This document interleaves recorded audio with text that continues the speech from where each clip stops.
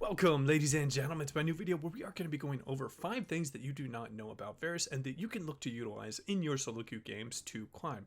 Now, my goal behind this video is to make you a better League of Legends player as well as to give you a better understanding of the champion as a whole. I'm going to put timestamps at every single part of my video. They're going to be at the top of the page. If you want to contact me with any questions, I'd love to help you guys out. I'm going to put a link to my Discord down below in the pinned comments. And finally, I'm a little bit limited with this format, only doing 5 tips because I do not want these videos to run too long. So if you're an experienced Varus player as well and you want to help out some other people, I'd love to hear your thoughts down below. And with all that out of the way, let's get right into the video.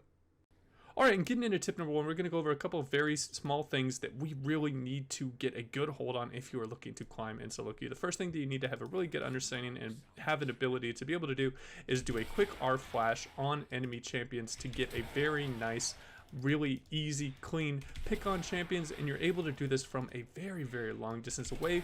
Even though the R was nerfed and the flight missile speed is a little bit slower, it is also still a great tool in getting picks. Varus being one of the few pick ADC champions, only being Ashe, Varus, and Jhin down in the bot lane. The next thing I want you guys to understand is when you are playing Varus, a great way to check bushes is by just throwing out your Q and listening for the sound cue. Now, as you can see here, when you do not hit anything, there is an uninterrupted sound of the arrow flying in the air. However, if you are throwing your Q out, even if the target is not in vision, the sound cue is still going to proc. This is going to be a great way to check bushes without getting into ward range. For example, if you're against something like an Elise that loves for people to just come up and ward bushes, this is a very good thing that you should look to do before throwing or before just face checking a bush. And that will wrap up tip number 1 for Varus. Alright, and getting into tip number 2 with Varus, we're going to be talking about his lane phase and what he really provides in a lane. He is quite the lane bully with an exceptional auto attack range, a huge Q range that is able to harass the enemy targets from an extremely long way away, and then his E giving healing reduction, which is absolutely huge in this current meta with a lot of healing coming out of the bot lane, particularly when you're against things like Samira or maybe something like a Jinx that is running a Conquer trying to heal up a little bit. So getting these kind of tools on top of having an execute in your W and a pick tool on your R makes your laning phase extremely strong. Particularly going lethality, you are spiking a lot earlier, so you want to be looking for picks as well as very strong trades with your first 3 passive autos coming out of your Hail of Blades. Now, Hail of Blades works so well with Varus because you're able to quickly stack up your Blighted Quiver passive to do a lot of damage to the enemy targets. So a very effective way to look to trade on enemies is by throwing out 3 autos on the enemy target, doing an E, and then this is going to happen. They're either going to be running away or they're going to look to trade back on you.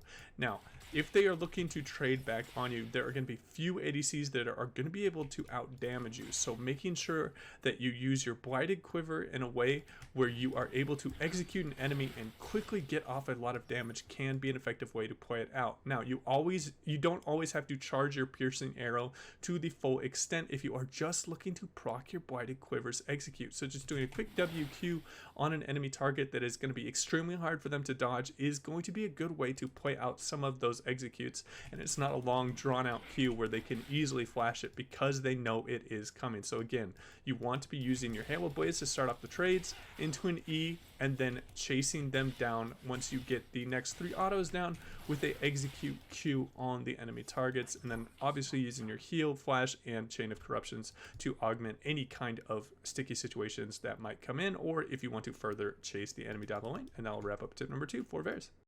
Alright, and getting into tip number 3, we are going to be covering how to land more Qs when you are playing Varus. There is a very nice couple of locations that you really want to look for when you are throwing out your Qs. Now, whenever an enemy is against a wall, they are limiting their ability to dodge your Qs. So all you have to do is line up like they are the pins in a bowling alley, and you are throwing your Q and leading them a little bit to the right because you know most likely they will be dodging that way, and then your hitbox on your Q is still going to be big enough even if they just keep walking in a straight line. Another very easy place to hit people is when they are just going right on the side of the turret right there. So always just look for these situations to land a very easy R on an enemy and then a very easy Q on an enemy target, and you will just have a lot of success in landing more Qs. Also, Obviously, throwing a Q out from Fog of War can be an effective way to play it out, and doing it from unexpected angles, particularly when you are coming back from lane and they think that you are still in your back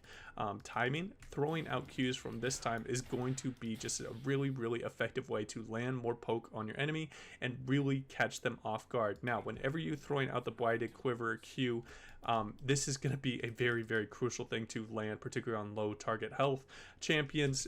Ducking into the Fog of War is always a great way to play this out, and then waiting for the enemy champions to be in a way where you're going to land more Qs on them when they are against the wall and they're limiting their own dodging is going to be the optimal way to play out those trades. And that will wrap up tip number 3 for Varus.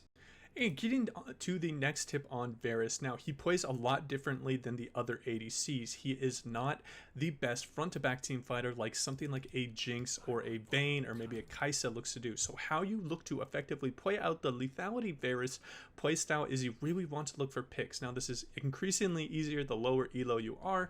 All you have to do is grab a control board, get some Oracle lenses, and go into a very, very common area in which they're going to look to ward out the objectives and making sure that you are following the timers. Hey, this dragon's up in 45 seconds. Let's set up a vision trap and look for a really nice R pick and ping your allies to come and help you out. If you do not know, also the R tendrils give you vision of the targets when you hit them, which is also a very nice effect in these kinds of situations when you might be having a little bit limited vision when you are looking for picks on the enemy champion. So just getting a very nice big R is really going to come down to your positioning and how you are setting it up. Obviously, they're going to have a lot less time to react if you're throwing your R from a pink ward, or you've previously cleared out this bush and you know that there are no wards in it and the enemy is just going to be in a really, really bad position. They're going to be in a choke point where they are rooted and they have to either run completely at you to get to contest, or they're going to be running away to get out of the roots.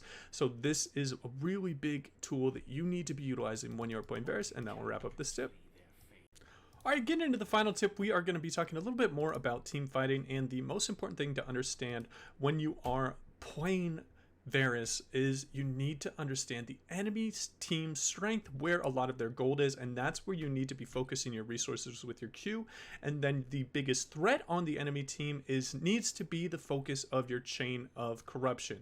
Now, a great way to look to play out team fights when you are playing Varus is you wait for the enemy team to engage with your melee champions. You do not want to be looking to throw out your R as an engagement tool if you do not need to, because it's going to be very easy to dodge, and then they can start fighting once it is on cooldown. If you are struggling hitting some R's to start up fights with the pick setup that I talked about in an earlier tip, a very great way to easily land your R on a couple of different targets is waiting for them to engage and start fighting in the melee scrap.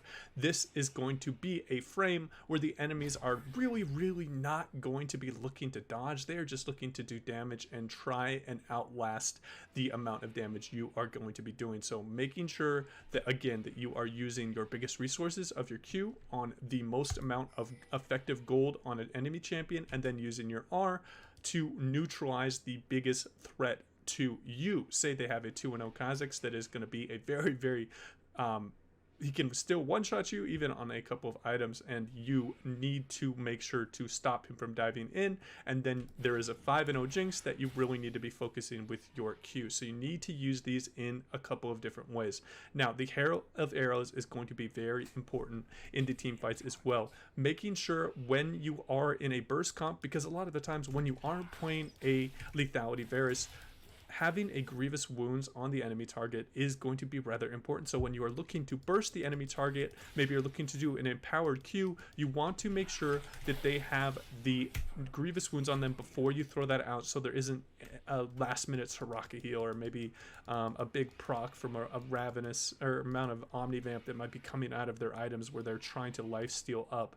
Maybe there's like an Aurelia diving in with a whole bunch of lifesteal, and when you're looking to burst her out and really combat that convenient amount of sustain that she can get over a long period of time, you really need to time your burst with the grievous wounds coming out of Hail of Arrows. That's going to wrap up my video, guys. If you have any questions for me, you can hit me up in the comments down below. And as always, take it easy.